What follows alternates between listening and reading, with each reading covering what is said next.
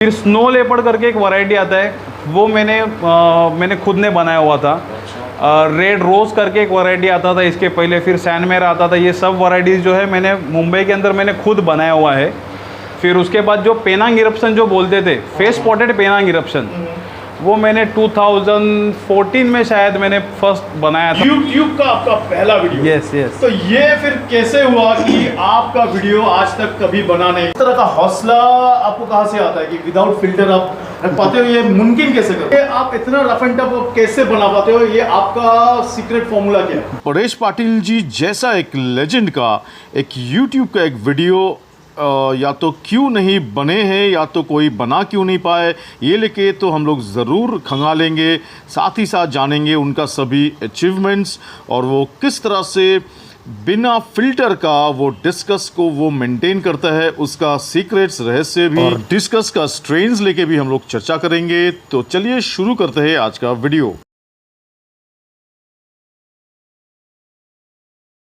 ये वीडियो का जो मेरा गेस्ट है, ये ना पहले कभी YouTube में पहले कभी आए हैं और फ्यूचर का तो पता नहीं है। तो let's welcome mister Paresh Patil. So नमस्ते परेश जी। नमस्ते अनिश दादा, कैसे हो? थैंक यू, बढ़िया बढ़िया, बहुत बढ़िया। Most welcome in Mumbai. चलिए, आप यहाँ पे आए, हमें बहुत अच्छा लगा। बहुत बहुत धन्यवाद Most आपको, welcome। बहुत धन्यवाद। बोलिए। तो परेश जी, ये तो सबसे पहले सभी हमारे ऑडियंस को, व्यूअर्स को कह देते हैं कि हमारे आज का वीडियो का टॉपिक होंगे डिस्कस ट्रेन्स, यानी हर डिस्कस ट्रेन को लेके हम लोग शॉर्ट में हम लोग आज चर्चा करेंगे। पर सबसे पहले जो जानना चाहेंगे कि आपकी तरह इतना नॉलेजेबल पर्सन को आप एक छुपे हुए क्यों रहते हो? क्योंकि देखिए, ये आपका पहला वीडियो है, YouTube का आपका पहला वीडियो। यस। तो ये फिर कैसे हुआ कि आपका वीडियो आज तक कभी बना नहीं? तो मैं तो पकड़ ही लूंगा कि आप एकदम बहुत ही छुपे रुस्तम इंसान हो जो अपने आप को छुपाते हो। तो ये तो मेरे ख्याल से मेरा सौभाग्य भी है और आई एम वेरी श्योर सब लोग बेसब्री से आपको देखने के लिए इंतज़ार करेंगे। पर ये तो सबसे पहले जानना चाहेंगे कि आप अपने आप को इतना दिन आप छुपा के क्यों रखे? ये तो फिर पब्लिक का एक इल्ज़ाम हो गया आपकी तरफ। तो पब्लिक को आपको क्या बोलना है? पहले तो मैं आपको ये बताना चाहूँगा कि आप यहाँ पे आए, इसके लिए आपका बहुत बहुत शुक्रिया। और ऐसा छुपा के ऐसा कुछ भी नहीं था, बट आज के पहले, इसके पहले कभी ऐसा ख्याल आया ही नहीं कि मैं खुद के लिए मैं प्रमोट करूं या खुद कुछ करने जाऊं। क्योंकि देखिए, वीडियोस वगैरह बनाना या फिर किसी को बताना, हाँ, आपके पास एक वीडियो बनाने का एक रीज़न ये है कि आपका वीडियोस काफ़ी इन्फॉर्मेटिव रहता है। तो आपका काफ़ी सारा इन्फॉर्मेशन लोगों को शेयर होता है। तो ऐसे जगह पे वीडियोस बनाना वो भी एक अच्छा, हमारे लिए भी एक अच्छा अपॉर्चुनिटी रहेगा कि कुछ लोगों को यहाँ से क्या है ना कि हॉबीज़ जो है वो कुछ सीख पाएंगे इससे। जितना डिस्कस रखने के लिए लोग सीखेंगे, उतना डिस्कस का शेयर आगे चल करके, ऐसा नहीं कि हमारे ही, ये टोटल इंडस्ट्री को उसका फ़ायदा होना चाहिए। बिल्कुल। सिर्फ पर्सनली सोच करके कुछ होता नहीं है। मैं तो हूँ मास सेलर, तो फिर कैसा होता है कि हम लोग अच्छा क्वांटिटी में सेलिंग करते हैं, ये सब होता है। तो उसके वजह से कभी इतना ज़रूरत लगा ही नहीं कि हम लोग वीडियो बनाएं और ये सब करें। तो जितना अपना ये होता है, अभी लोगों को जो ज़रूरत लगता है उतना अपने को कभी उतना ज़रूरत लगा ही नहीं था। और वैसा आपका चैनल आया भी नहीं था ना वो टाइम पे। अभी आज आपका चैनल आया तो अभी हम लोग को लग रहा है कि हम लोग उसका वीडियो बनाए करके। चलिए, ये तो फिर मेरे लिए बहुत बड़ा एक सौभाग्य हो रहा है। यस। तो बहुत बहुत धन्यवाद आपको। तो परेश जी, ये भी बोलिए ना, ये हम लोग सुने हैं, हम लोग जो जानते हैं और जो सुनते हैं कि आपका इससे पहले आप बहुत पुराने हो डिस्कस फील्ड में और आपका बहुत ही ज़्यादा इंटेंस नॉलेज तो है ही, और साथ साथ बहुत सारा भी आपका हैचरीज थे और भी हैचरीज थे। तो अभी इसको आप कम क्यों कर दी हो? नहीं, एक्चुअली यहाँ पे क्या है ना, बॉम्बे में जो है स्पेस का काफ़ी इशू है। यहाँ पे क्या है, मैं मोस्टली मैं ट्राई करता हूँ कि रेंटेड प्रॉपर्टीज़ वगैरह लेते हैं, क्योंकि जहाँ पे हम लोग लेते हैं ना, वहाँ पे सब कुछ MIDC एरिया रहता है जहाँ पे वाटर कंडीशन वगैरह सब हमको चाहिए। तो वो सब हिसाब से हमको प्रॉपर्टीज़ वगैरह लगता है। तो फिर वो अभी जैसा रेंट, अभी ये ख़त्म हो जाएगा कोई एग्रीमेंट वगैरह, तो फिर उसके बाद क्या कैरी फॉरवर्ड करने के लिए किसी को लगता है कि रेंट पे अगर है तो अभी ज़्यादा अभी बढ़ा करके मांगेंगे तो शायद ये लोग दे देंगे। तो फिर वो भी सारा आगे चल करके इशू हो सकता है। अच्छा, इसके लिए। ओके, पर आपको यानी बढ़ाने का आपका ये लेवल का जो कुछ स्टॉक्स है, ये लेवल का नॉलेज जो है, आप कुछ और बढ़ाने का आपको मन नहीं है क्या? नहीं, बढ़ाने का तो मन है, बट मुझे क्या करना है ना कि मुझे क्वालिटी में काम करना है, not in quality, not in quantity.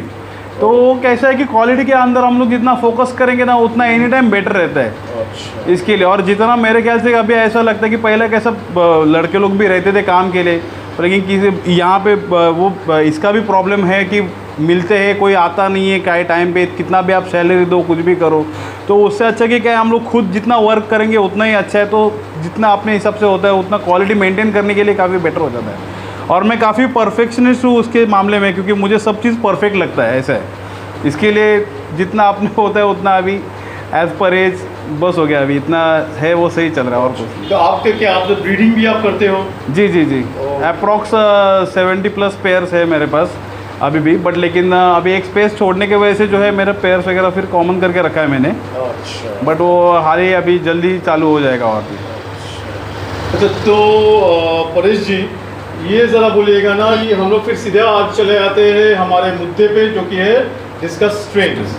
तो ये ज़रा जानना चाहेंगे कि डिस्कस का जो बेसिक जो शायद 4-5 जो स्ट्रेन जो बोला जाता है, जिससे बाकी सभी डिस्कस एक के बाद एक उससे बाहर आपका निकल आया है, तो वो बेसिक स्ट्रेन्स क्या क्या होता है?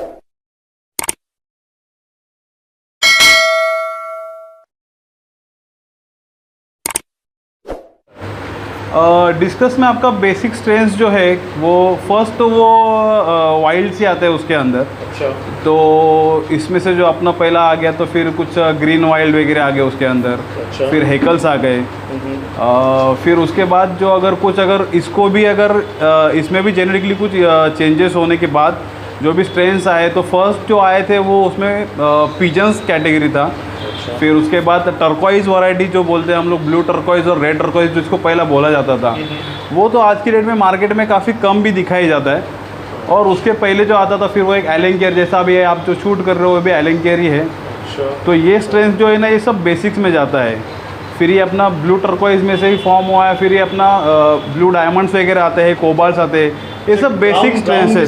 ब्राउन डिस्कस वगैरह जो आता है, ये भी सब बेसिक्स वैरायटीज़ है। इनके बाद ही इनको सब जेनेटिकली क्रॉसिंग्स वगैरह करके फिर जो भी स्ट्रेंस अभी जो जितने भी हाइब्रिड्स आए हुए हैं वो सब इनके थ्रू से ही आए हुए हैं, ऐसे है। तो अच्छा, ये तो इधर में आप थोड़ा बहुत प्लांटेशन टैंक्स में क्या प्लांट्स भी थोड़ा बहुत आप सेल करते हो? हाँ, रहता है कभी कभी, बट लेकिन ये क्या है, ये सब सिर्फ डिस्कस बोलेगा तो ऑर्नामेंटल फिश का पूरा हॉबी है मेरा। और मुझे काफ़ी लगाव था ये फ़िश से। आप ये इसमें जो आप फ़िश देख रहे हो ना, ये काफ़ी एक्जोटिक फ़िश है एक्चुअली। ये गैलेक्सी रासबोराज है। तो ये रखने का काफ़ी दिल था मुझे, तो फिर मैंने वो कुछ प्लांट्स वगैरह सेट करके उसके अंदर वो रासबोराज मैंने सेट किए हुए। थोड़ा डेलिकेट टेट्राज में जाते हैं वो इसके लिए, पर लेकिन अभी अपने पास अच्छे सेट हो गए वो। तो परेश जी ये ज़रा बोलिएगा ना कि फिर ये जो एकदम बेसिक स्ट्रेन हुआ जी, फिर इधर से आहिस्ते आहिस्ते और जो नया नया स्ट्रेन, आपको क्या लगता है कि किस तरह से वो आहिस्ते आहिस्ते और बाकी जो नया नया सभी स्ट्रेन आ रहा है, तो वो कैसे आया हुआ? जैसे कि हम लोग अगर देखेंगे कि अभी जो जैसे ब्राउन डिस्कस हो गया या हेकल्स हो गया या फिर ये अपना आपका एलेंगियर्स वगैरह हो गया, उसके बाद फिर ये टर्कोइज के कुछ स्ट्रेन्स आ गए, जिसमें सबसे पहले आता था स्ट्राइप टर्कोइज आता था, रेड टर्कोइज आता था। फिर उसके बाद डेवलप होकर के जो आया वो है जर्मन टर्कोइज। फिर उसके बाद कुछ आ गए, तो फिर उसके अंदर जो अभी मेरा बहुत साल पहले है जो फर्स्ट इंडिया में कंपटीशन हुआ था डिस्कस को लेकर के, ये 2000 मेरे ख्याल से 9-10 का शायद बात रहेगा, मुझे वो देखना पड़ेगा एग्जैक्टली ईयर मुझे याद नहीं है मुझे। तो उसका भी एक डिस्कस का एक टर्कोइज का मैंने एक फिश डाला था जो मेरा होम ब्रीड था। तो वो जो था वो चेकर वो टर्कोइज था एक्चुअली। और जी, तो उसको जो है उसको बेस्ट इन शो का प्राइज़ मिला था मुझे, यानी आप ही को मिला था? yes, आपका स्ट्रेन? yes, और वो नया स्ट्रेन वो एक ही, हाँ, और वो एक ही फिश ऐसा था कि उसमें मतलब डिस्कस शो में किसी ने टर्कोइज प्रेजेंट किया था फॉर द फर्स्ट टाइम था इंडिया के अंदर। वो तो नॉर्मली था कि संजीवन की तरफ से शायद मेरे ख्याल से वो शो यहाँ पे ऑर्गेनाइज हुई में, और वो फिश को मुझे बेस्ट इन शो का प्राइज़ मिला था, तो आई एम वेरी हैप्पी कि दैट टाइम गर्व करने वाला बात है। मैं वो टाइम पे शायद 12th स्टैंडर्ड में था। क्या 12th स्टैंडर्ड यानी में तो मोटा मोटा जस्ट लाइक पूरा बच्चा नहीं, ये मतलब ये में हो जाता है वो। जी, जी। वही तो। और वही शो में जो है हम लोग हमने एक रेड मैप करके एक वैरायटी आता था जो पिजन कैटेगरी को लेकर के आया हुआ है। तो रेड मैप भी जो है मैंने मेरे यहाँ पास का ही मैंने इंट्रोड्यूस किया था वहाँ पे, और एक ब्लू डायमंड डाला था, तो उसमें वो दोनों को भी 3rd रनर अप करके प्राइज़ मिला था। बट खुशी ये था कि अपने घर का ही सब बेबीज़ था, उनको ही पहले से रेस करके उनको ही सब मेंटेन किया हुआ था, तो उसके हिसाब से तो वो खुद का जब भी बच्चा रहता तो फिर वो उसके बाप को अलग ही ये रहता है। अचीवमेंट है जी बहुत जी। बड़ा। अच्छा, तो ये जो स्ट्रेन्स है, जैसे कि मानिए अभी जैसा दिख रहा है, देखिए ये चेकर बोर्ड्स है जी। बेसिकली, सबका सभी चेकर बोर्ड्स है ना ये। हाँ, चेकर बोर्ड भी है उसके अंदर और कुछ मैप भी उसके Maps अंदर, भी है, exactly। वो जानबूझ के मैंने मिक्स करके रखा हुआ है। एकदम। अच्छा, ये थोड़ा बोलिए ना, सा- देखिए ये लेके बहुत लोग का थोड़ा कंफ्यूजन है जी। कि ये जो मैप्स है और चेकर बोर्ड जो है, तो ये दोनों में बेसिकली फर्क क्या होता है कि जो चेकर बोर्ड होता है वही एकदम एडल्ट होके फिर आहिस्ते आहिस्ते उसका वो रिंग। जी, मैं दोनों का बात आपको बताता हूँ। एक्चुअली दोनों भी ब्यूटीफुल स्ट्रेन है। रेड मैप जो है ये पिजन में से ही निकला हुआ एक स्ट्रेन है, फिर रेड मैप डेवलप होकर के फिर वो चेकर बोर्ड्स में कन्वर्ट हुआ है। तो चेकर बोर्ड का क्या है ना, बेसिकली कि उसके बॉडी पे जो चेक्स रहते हैं, वो चेक्स का जो प्रॉपर स्क्वायर रहता है उसके वजह से उसको नाम दिया गया हुआ है चेकर बोर्ड। और मैप जो है उसके ऊपर जो व्रिंकल टाइप थोड़ा सा आड़ा टेढ़ा पैटर्न आ जाता है, जैसे माने कि आप रास्ते को जैसा ढूंढ रहे हो, जैसा मैप के अंदर ढूंढ रहे हो, तो वो रास्ते जैसे रहते हैं उसके हिसाब से उसका पूरा पैटर्न रहता है, इसके लिए उसको मैप बोला। तो मैप से ही कन्वर्ट होकर के आगे जो डेवलपमेंट हुआ है उसके अंदर, तो वो चेकर बोर्ड को हुआ है। और कोई भी पैटर्न कैटेगरी में आप देखेंगे तो क्या होता है ना कि जैसा हम लोग एडल्ट होने के बाद अपना बॉडी में भी कुछ चेंजेस होते हैं, जैसा बॉडी को व्रिंकल आना या कुछ भी आना, तो एक सर्टन टाइमिंग के बाद जैसा उनका ही एक एज हो जाता है, एक 2-3 साल माने हो गया उसके अंदर, अच्छा। तो वो 2-3 साल के बाद उनका भी पैटर्न जो है वो स्प्रेड होना चालू हो जाता है। तो किसी को पैटर्न दिखेगा, किसी को पैटर्न लेस हो जाएगा, किसी का कम ज़्यादा दिखेगा, और जो बेसिकली जो अच्छा स्ट्रेन में रहेगा तो उसमें अच्छा दिखेगा। इसका बच्चा कहाँ से आ गया इतना छोटा सा? सर ये मैं ब्रीड करता हूँ, ये ब्लू वाइज है 144 एंसिस्टर्स जिसको बोलते हैं, ये ब्लू वाइज प्ले को ब्रिस्टल में। ब्लू आइज है क्या? जी अच्छा, इसका कोई बड़ा एडल्ट कोई? हाँ, एडल्ट है ना अपने पास, ऊपर है, वो शूट करना पड़ेगा। पर ये वाला नहीं है? नहीं, ये अल्बिनोज है, सेल्फिन प्लेको। अच्छा, यानी आपका क्या वो प्लेकोज में भी काफी इंटरेस्ट है? हाँ, मुझे एक्सोटिक्स में काम करना काफ़ी पसंद है। कोई अभी ब्लैक गोस भी जो है, आई एम 2nd पर्सन की बम्बई में मैंने ब्रीड किया था। कौन सा एक बार बोलो। ब्लैक गोस जो फेदर फिश आपके यहाँ पे जाना जाता है, हाँ, कोलकाता के अंदर फेदर फिश अभी बोलते हैं breed किए थे। उसको। हाँ, सबसे पहले जो 2nd पर्सन हूँ मैं, पहला यहाँ पे एक श्री आतोलने करके थे, उन्होंने पहला ब्रीड किया था। कौन किए थे? श्री आतोलने, श्री बाबू करके श्रीराम आतोलने जी थे, उन्होंने उनका पहला ब्रीड किया था। Okay। और दैट टाइम मेरे पास अराउंड 1 फीट लॉन्ग इतना मेरे पास वो पीसेस था जो ब्रीड के लिए आया था मेरे पास ऐसे। अच्छा, क्या बात है, क्या बात। मतलब यानी मैंने खुद ही रेस किया आप था। तो एक के बाद एक इधर हम लोग को सब झटका देते जा रहे हो। यानी आपसे बड़ा छुपा रुस्तम इंसान मैंने बहुत कम देखा हूँ, मैं मुझे बोलना चाहिए। तो अच्छा, ये भी बोलिएगा ना, ये जो चेकर बोर्ड बोलता है, ये तो पिजन स्ट्रेन से निकल सेम के आता है। पिजन्स तो का ही है। एक बोलिए ना, पिजन स्ट्रेन का ये एक क्या ये खराबी ये होता है क्या, यानी कमियां बोलिए या तो ड्रॉबैक बोलिए, कि वो उसको अगर ब्लैक बैकग्राउंड में रखा जाता है तो नॉर्मली उसका आपका पेपरिंग होता है वो आता है। तो ये पेपरिंग एक्चुअली किस लिए आता है, क्योंकि बहुत लोग का बहुत अलग अलग कहना है। इसमें 2 चीज़ें हैं, जितना मुझे मालूम है या फिर जितना मैंने देखा हुआ है। प्रेपरिंग 2 चीज़ों की वजह से आ सकता है। एक तो आपका समझो वाटर कंडीशन, अगर आपका समझो कुछ प्रॉब्लमेटिक है तो उसके वजह से जो है ना फिश स्ट्रेस में आने के बाद, अभी इनके पास क्या है ना, इनके पास टर्कोइज के जैसा बॉडी नहीं है जो ब्लैक हो सके वो लोग। तो वो लोग क्या, जितना वो डार्क हो सकते हैं ना, तो उनका फिन्स ही सिर्फ ब्लैक हो सकता है। तो वो जो साइन है ना, वो उनका, अगर इसके पहले अगर वो फिश प्रेपरिंग नहीं बता रहा है और उसके बाद अगर वो बता रहा है, तो मानो कि तुम्हारा पानी में कुछ प्रॉब्लम है। और अगर समझो अगर फिश पहले से अगर प्रेपरिंग दिखा रहा है या फिर उसको पहले से थोड़ा सा डस्टिंग है, तो वो जेनेटिकली भी रह सकता है। कुछ कुछ पेयर्स ऐसे रहते हैं कि उनको जेनेटिकली कुछ प्रेपरिंग रहता है, वहाँ पे कुछ ब्लैक स्पॉट्स रहता है, तो वो कम ज़्यादा होना ना उनके कंडीशंस के ऊपर भी डिपेंड करता है और वो जेनेटिक्स के ऊपर भी डिपेंड करता है। Exactly. अगर आपको उसको मेंटेन करना है, पानी अगर आप प्रॉपरली मेंटेन कर सकते हो तो उसमें अगर उसका प्रेपरिंग अगर कम हो रहा है तो फिर आपको पानी के ऊपर या फिर वाटर क्वालिटी के ऊपर ध्यान देना आपके लिए काफ़ी इंपॉर्टेंट है उसके अंदर। अच्छा, तो एक चीज़ बोलिए, क्या ये देखिए, ये मेरा जस्ट ऑब्जर्वेशन है जी। कि जो शायद बहुत लोग मानते हैं या मानेंगे या तो कोई कोई नहीं भी मानेंगे, कि जैसा बहुत लोग का ऐसा ही कहना है कि ब्लैक कलर का बैकग्राउंड या ब्लैक सैंड देने पे ही उन लोग का पेपरिंग आता है, पर मुझे किंतु ऐसा लगा नहीं। किंतु मैं देखा हूँ एकदम सुपर प्रीमियम ज़बरदस्त इम्पोर्टेड क्वालिटी का जो मैं चेकर बोर्ड रखे थे, तो उसमें भी किंतु मेरा ब्लैक बैकग्राउंड देके कुछ भी पेपरिंग नहीं आया था। यही मैं आपको फर्स्ट टाइम बताया कि जेनेटिकली जब भी फिश को प्रेपरिंग होता है तो वही वो उनके बेबीज़ के अंदर वो आ सकता है या इन्वॉल्व हो सकता है। वो अगर आपका फिश अगर स्ट्रेंथ में अगर काफ़ी अच्छा है, अगर जेनेटिक्स में अगर काफ़ी अच्छा है, वो अगर दिखने के लिए काफ़ी ब्यूटीफुल है और पहले से अगर वो मेंटेन किया हुआ है, तो फिर वो लाइन में वो मतलब बेसिकली उनके बॉडी में अगर वो ब्लैक कलर का ये है ही नहीं तो फिर वो आएगा ही नहीं उसके अंदर।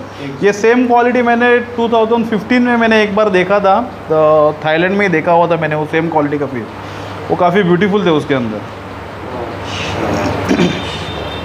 तो आपको तो इधर में दिख रहा है फ्लेकोस काफ़ी अच्छा खासा आपका कलेक्शंस भी है और बहुत इंटरेस्ट भी है। वो पेयर मलेशिया का ही है पूरा। अरे क्या बात है। आपका ये जानना चाहेंगे और परेश जी कि आपका कुछ खुद अपने कभी कुछ नया कुछ डिस्कस का स्ट्रेन्स कभी अभी ला पाए थे आप? मैंने काफ़ी सारा स्ट्रेन्स इन मुंबई इंट्रोड्यूस किया है। अभी आप जो देख रहे हो ये स्क्रिबल्ड करके स्ट्रेन है, तो ये स्क्रिबल्ड और मोज़ैक लेपर्ड जो है ये काफ़ी साल पहले मैंने ही ये एक फ़र्स्ट टाइम तो मैंने इंपोर्ट किया था वो। फिर उसके बाद ये पूरे बम्बई में जो है वो मैं ही बेच रहा था, मतलब बॉम्बे में पूरा सर्कुलेट करने का काम मेरा ही था। फिर स्नो लेपर्ड करके एक वैरायटी आता है, वो मैंने खुद ने बनाया हुआ था। रेड रोज़ करके एक वैरायटी आता था इसके पहले, फिर सैनमेर आता था। ये सब वैरायटीज़ जो है मैंने मुंबई के अंदर मैंने खुद बनाया हुआ है। फिर उसके बाद जो पेनांग इरप्शन जो बोलते थे, फेस स्पॉटेड पेनांग इरप्शन, वो मैंने 2014 में शायद मैंने फर्स्ट बनाया था और मैंने उसके बाद मैंने वो बम्बई में सेल करना चालू किया था। तो टिल दैट टाइम कि वो किसी के भी पास मतलब वो बड़े पीसेस लेके आते थे, पहले किसी के पास ब्रीड नहीं होता। मैंने खुद ने वो स्ट्रेंथ बना करके मतलब 3-4 साल मेहनत करके फिर उसके बाद मैंने वो सब स्ट्रेंथ्स बनाया हुआ था। वो आज भी काफ़ी मतलब मैंने जो दिया हुआ स्ट्रेंथ्स है वो आज भी काफ़ी सारे लोगों के पास किधर ना किधर तो जेनेटिकली भी है और किसी के पास पहले वाले भी स्टॉक जो है वो जो इन ब्रीडिंग कर रहे हैं उनके पास भी आज कुछ लोगों के पास वैसा है, मेरे दोस्तों के पास उनके पास भी वो स्टॉक अभी भी है अभी भी। तो ये तो बहुत ही काबिल तारीफ बात है कि ये सब इतने सारे स्ट्रेन्स को में आप ब्रीडिंग किए थे, पर ऐसा कुछ था कि जो एकदम जो एक नया स्ट्रेन आप कुछ डेवलप किए थे पूरा का पूरा नया, और आप ही उसको पहले एकदम इन्वेंट किए थे, आप ही पहले बनाए थे, ऐसा कुछ स्ट्रेन्स क्या है क्या?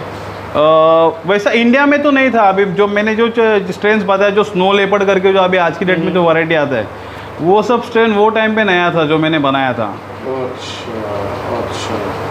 तो परेश जी, ये अगर हम स्ट्रेन्स पे अगर आते हैं तो आपके हिसाब से कौन सा स्ट्रेन ऐसा कुछ होता है कि कुछ स्ट्रेन बहुत ज़्यादा हार्डी होता है और कुछ स्ट्रेन कुछ ज़्यादा नाजुक होता है, ऐसा कुछ है क्या? हाँ, बहुत सारे हैं। अभी समझो बेसिकली जो ब्लैक आइज जो रहते हैं, अभी समझो ये टर्कोइज वगैरह हो गया या फिर ब्लू डायमंड वगैरह हो गया। तो ब्लू डायमंड अभी स्ट्रेन के बारे में अगर सोचेंगे तो ब्लू डायमंड एक ऐसा वैरायटी है जो ब्रीडिंग के दौरान काफ़ी सारा एग्रेसिव हो जाता है। मतलब वो मेल फीमेल ही इतना झगड़ा करेंगे ना कि ऐसा लगेगा कि वो दोनों एक दूसरे को तलाक ही बोलते जा रहे हैं। तो इतना वो मारा मारी वगैरह करते। तो वो स्ट्रेन ऐसा है कि वो एग्रेशन है उसके आंखों में दिखाई देता है वो स्ट्रेन के अंदर। मतलब वो वैरायटी देखो आप कितना स्ट्रॉन्ग और कितना एग्रेसिव रहेगा। फिर चेकर बोर्ड हो गया। चेकर बोर्ड जो है फिर वो उसका बेबीज़ पहले बॉडी पे जल्दी नहीं जाता था, अभी लोगों के पास तो उसका जाने लग गया, उन लोग वो ब्रीड करना सीख चुके हैं। फिर उसके बाद अल्बिनोज जो है, अल्बिनोज ब्रीड करने के लिए कोई भी स्ट्रेन रहेगा अल्बिनोज के अंदर, बेसिकली बहुत ही वीक लाइन है, वो सब लाइनेज है। तो अल्बिनोज के अंदर उनके बच्चों को दिखता काफ़ी कम है, तो वो सब चीज़ों के लिए मेहनत करना, फिर उनको पेरेंट्स के बॉडी पे उनको लेके जाना वो काफ़ी दिक्कत वाला काम रहता है। जितना आप इजीली टर्कोइज ब्रीड कर सकते हो या कोई पिजन वैराइटीज ब्रीड कर सकते हो, उतना इजी वो सब स्ट्रेंथ ब्रीड करने के लिए नहीं रहता है ऐसे। अच्छा परेश जी, ये जरा बोलिएगा ना कि दैट इज आपका डिस्कस को, मैं जो सुना हूँ कि आपका डिस्कस को रफ एंड टफ, यानी अक्षय कुमार का रफ एंड टफ डिस्कस बोला जाता है, अक्षय कुमार जैसा। तो ये आप, क्योंकि देखिए डिस्कस तो हम लोग सब लोग जानते हैं वो बेसिकली वो थोड़ा डेलिकेट फिश है, तो उसको आप रफ एंड टफ की जैसे सुनते हैं कि आपका उधर से कस्टमर का टैंक में जाके वो सीधा सीधा ना कोई कोना पकड़ता है, खाना भी जल्द से जल्द पकड़ लेता है, और ना ही उसका कोई फिन्स क्लैम्प होता है। तो ये आप इतना रफ एंड टफ कैसे बना पाते हो, ये आपका सीक्रेट फॉर्मूला क्या है? थैंक यू दादा, एक्चुअली फर्स्ट तो कि ये कॉम्प्लीमेंट देने के लिए मुझे, और नहीं, ये मैं सचमुच का सुना हूँ तो उस हिसाब से मैं बोल रहा हूँ। और सेकेंडरी बात ये है कि जो है वो सच ही बात है। मैं कभी नहीं बोलूँगा कि डिस्कस फिश ये डेलिकेट फिश है करके। अच्छा, आपके हिसाब से डेलिकेट कभी भी नहीं बोलूँगा। मेरे हिसाब से काफ़ी सारा वैरायटीज़ है ये ऑर्नामेंटल फिश के अंदर कि जो काफ़ी डेलिकेट है, कि उनको पानी में कुछ भी गड़बड़ नहीं चलता है। बट लेकिन डिस्कस ये एक ऐसा फिश है जो इतना बेसिकली इतना स्ट्रांग है कि वो आपको रिकवरी करने के लिए काफ़ी ज़्यादा टाइम दे देता है। बिल्कुल, सिर्फ उसको क्या तकलीफ हुआ है ना, वो आपको डे 1 में आपको समझ में आना चाहिए। वो आपको बता देगा कि मुझे तकलीफ हो रहा है करके। बट आपका ऑब्जर्वेशन काफ़ी मैटर करता है उसके अंदर, कि उसका ऑब्जर्वेशन आप देख लो, उसको क्या हुआ है वो आप सोच लो और समझ लो। उसके बाद आपको उसके हिसाब से अगर आप ट्रीट करेंगे, मतलब मानो ऐसा हो गया कि समझो उसको सर दर्द हो रहा है और आप बुखार का दवाई देंगे तो वो रिकवर नहीं होगा। उसको अगर पेट का तकलीफ है तो पेट के तकलीफ से रिकवर करो। अगर उसका एक्सटर्नल इश्यूज है तो एक्सटर्नल इशू के लिए जो भी कुछ दवाई आता है वो यूज़ करके आप ये करो।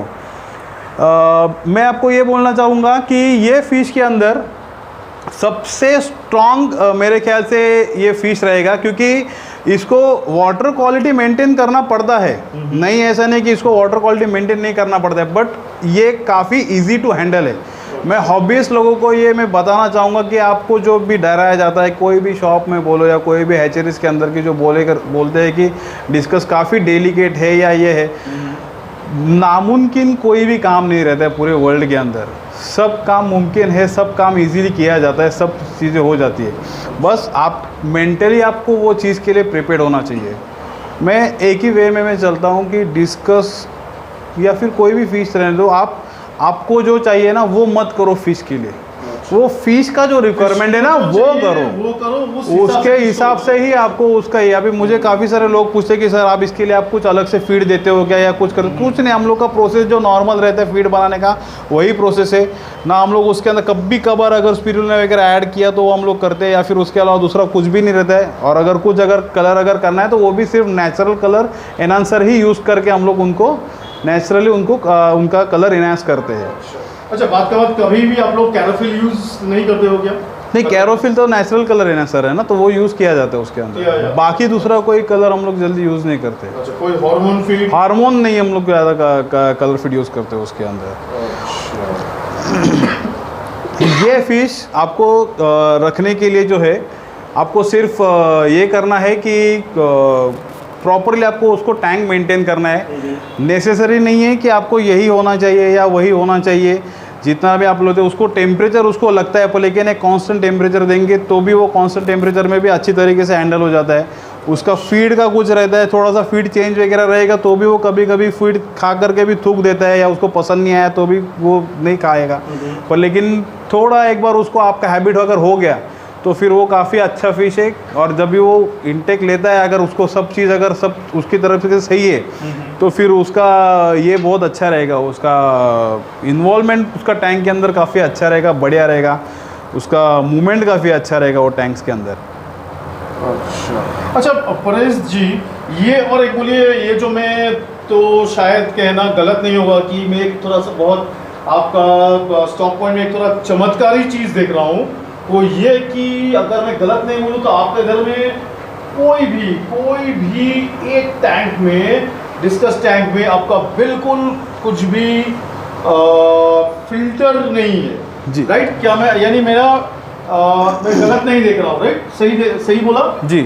तो ये क्योंकि देखिए फिल्ट्रेशन, मैंने डिस्कस के लिए फिल्ट्रेशन इतना इम्पोर्टेंट बोला जाता है तो फिर आप फिर से ये चमत्कारी चीज़, या तो बोलूँ मैं, आपको इस तरह का हौसला आपको कहाँ से आता है कि विदाउट फिल्टर आप रख पाते हो? ये मुमकिन कैसे कर पाते हो? बोले ये तो फिर से और एक चमत्कार। दादा इसका 2 रीज़न है। इसके पहले तो मेरे बता पास देता हूँ, हाँ, हर कोई भी टैंक में एक में भी डायरेक्ट फिल्टर नहीं होता है, यानी कि आप सिर्फ साइफनिंग आप करते हो जी राइट। अच्छा, पर कोई फिल्टर नहीं है एक भी टैंक में, ना टॉप फिल्टर, ना कुछ भी तरह का फिल्टर है ही नहीं, ना कैनिस्टर, कुछ भी नहीं। ओके, तो ये ज़रा बोलिएगा कि कैसे हम मेंटेन करते हैं? इसका एक्चुअली 2 रीज़न है दादा। सबसे पहले तो मेरे पास जो लड़के लोग थे काम के लिए, वो तो मेरे से भी आलसी, तो वो बहुत उनको आज अगर बोलेंगे फ़िल्टर धोया करो तो धोएंगे नहीं या फिर ऐसा सब करेंगे। बट ठीक है, वो तो एक जोक सा पार्ट पर, वो तो एक पर, लेकिन करते थे लड़के लोग ऐसे कि किसी ने काम नहीं किया मेरे पास। बट ऐसा है ना कि बेसिकली क्या होता है ना कि आप जब भी फ़िश रख रहे हो तो फ़िश के अंदर जो है ना उसका क्या रिक्वायरमेंट है वो बहुत ज़्यादा इंपॉर्टेंट है। फ़िल्टर आपका सिर्फ वाटर क्लीन कर सकता है। वाटर क्लीन होना ये इसका मतलब ये नहीं कि उसका पैरामीटर चेंज नहीं हो रहा है। आपका पानी अगर मिल्की दिख रहा है या कुछ भी है तो वो सिर्फ वो वाटर वो एब्जॉर्ब करके जो है वो सिर्फ वाटर क्लीन रखने का काम करेगा। आपका पैरामीटर जो बायोमेडिकल जो अपने जो बायो का जो फिल्टर रहते हैं वो सब वो क्लीन नहीं कर सकते। वो हाँ वो सब हाँ वो सब नहीं, वो उसमें से मैनेज हो सकता है उतना पूरा। क्रिस्टल क्लियर, यस, बट लेकिन यस उसको स्मेल ही आएगा आप अगर मीट फीड करते हो। और हम लोग का क्या है ना, जितना आप क्वांटिटी में रख रहे हो उसके हिसाब से जो है, उसके हिसाब से आपका क्वांटिटी के हिसाब से उसका फीडिंग भी जाता है। फीडिंग जाने के बाद फिर उसको उतना वाटर क्वालिटी उसका मेंटेन भी होना है। तो वो सिर्फ एक फ़िल्टर पे लोड दे करके कुछ मतलब नहीं होता है। आपको नेसेसरी है एक तो वो वाटर कंडीशन में लेके आओ या फिर उसको वाटर एक्सचेंज करो। तो यहाँ पे कुछ लेवल पे वाटर एक्सचेंज भी किया जाता है और कुछ चीज़ों के अंदर कुछ हमारा कुछ पर्सनल फार्मूला जो है उसके अंदर हम लोग रख करके वो वाटर मेंटेन भी कर लेते हैं उसके अंदर। तो उसके वजह से क्या होता है ना कि फ़िश दिखता भी काफ़ी हेल्दी है। और मेरा फ़िश हार्डी रहने का सबसे बड़ा रीज़न यही है कि मैं उनको इसके लिए हार्डी रखता हूँ क्योंकि मेरा फ़िश दूसरे जगह पे जाने के बाद उनको कोई तकलीफ़ ना हो। नहीं तो बहुत सारे लोगों का नाटक रहता है कि आप यही पानी में रखो, उसको आरओ वाटर चाहिए, यही चाहिए, उसको हीटर का टेम्परेचर इतना ही चाहिए। मेरा आप टैंक में कोई भी हाथ लगा करके देख लो, अभी तो समझो कि गर्मी का ही सीज़न चल रहा है, इसके लिए कोई मतलब हीटर चालू नहीं है, सिर्फ हीटर डाला हुआ है टैंक के अंदर। बट फिर भी आपको कंडीशन में कभी आपको कोई प्रॉब्लम नहीं दिखाएगा। तो ठंडी में भी जो है ना, मैं जितना हो सके उतना मैं हीटर्स नहीं लगाने का मैं कोशिश करता हूँ। तो उससे क्या होता है ना कि वो सामने वाले बंदे को जो है उसको हैंडलिंग करने के लिए काफ़ी अच्छा हो जाता है कि वो उतना इजीली फिश हैंडल कर सकते हैं। तो परेश जी ये बोलिएगा ना कि आपका डिस्कस को ऑल इंडिया भेजते हो या भेज सकते हो? जी, पहले से हम लोग भेज ही रहे। आपका कलकत्ता बोलो, मद्रास, चेन्नई, बैंगलोर, यहाँ पे सब सारे जगह पे जितना भी मेजर बाई ट्रेन हो या बाई फ्लाइट, बाई ट्रेन बोलो, बाई बस बोलो, बाई फ्लाइट बोलो, सब जगह पे अपना उसके हिसाब से ट्रैवलिंग के हिसाब से जाता ही है। और मुंबई में आपको थोड़ा लोकेशन बोल दीजिएगा ना, कोई लोकल हो। मुंबई में है अपना ये डोंबिवली ईस्ट में है, जो अभी बदलापुर पाइपलाइन रोड पे आता है कोलेगांव करके, वहाँ पे अपना ये अभी का जो सेलिंग यूनिट है मेरा वो वहीं पे है। अगर किसी को कांटेक्ट अगर करना है तो यहाँ पे आकर के मुझे मिल भी सकते हैं, आपको लोकेशन भी बताया जाएगा। हाईवे पे ये एकदम और इजी टू रिच है यहाँ पे। अगर आप डोंबिवली में आते हो तो डोंबिवली ईस्ट में आने के बाद सिर्फ आपको कोलेगांव के लिए कोई ऑटो वगैरह पकड़ना है तो आपको यहाँ पे शेयर ऑटो भी मिल जाता है, और बाय व्हीकल तो आप इजीली आ सकते हो, कोई इशू ही नहीं उसके अंदर। और आपका नंबर ज़रा बोलिएगा ना जिसमें लोग कॉन्टैक्ट कर सकते हैं। मेरा नंबर है 7415010050। ये मेरा नंबर है। इसमें अगर समझो मैं कॉल पे अगर किसी को अगर मैं आंसर नहीं कर पा रहा हूँ तो आप मुझे व्हाट्सएप पे मैसेज ड्रॉप करके रख दीजिएगा। जैसे मुझे टाइम मिलेगा मैं वो हिसाब से, क्योंकि क्या होता है अभी थोड़ा बिजी रहता हूँ शेड्यूल में भी, तो फिर कभी कभी कॉल रिसीव करना थोड़ा ये हो जाता है, तकलीफ वाला हो जाता है आपको पर। लेकिन रिस्पॉन्स सब चीज़ का मिलेगा, आपका जो भी रिक्वायरमेंट रहेगा वो सब रिक्वायरमेंट आपका कंप्लीट हो जाएगा। अगर नहीं हो सकता है तो फिर हम लोग सामने से बोल देंगे कि नहीं कर सकते करके, ऐसा है। तो दोस्तों इस कदर से आज हम लोग हमारे वीडियो आज वाइंड अप करेंगे। तो अगर ये वीडियो आप लोग को पसंद आया तो ज़रूर मेरा चैनल ऑनीज एक्वा को सब्सक्राइब कीजिएगा, और परेश जी को और मेरा चैनल को भी बहुत सारा प्यार दीजिएगा, शेयर, कमेंट और लाइक करके। और फिर नेक्स्ट वीडियो तक आप और परेश जी से लेते हैं अलविदा। Thank you Paresh ji, thank you so much. और गौर कीजिएगा, ये है परेश जी का YouTube का पहला वीडियो, तो ज़रूर उनको ढेर सारा प्यार दीजिएगा। नमस्ते।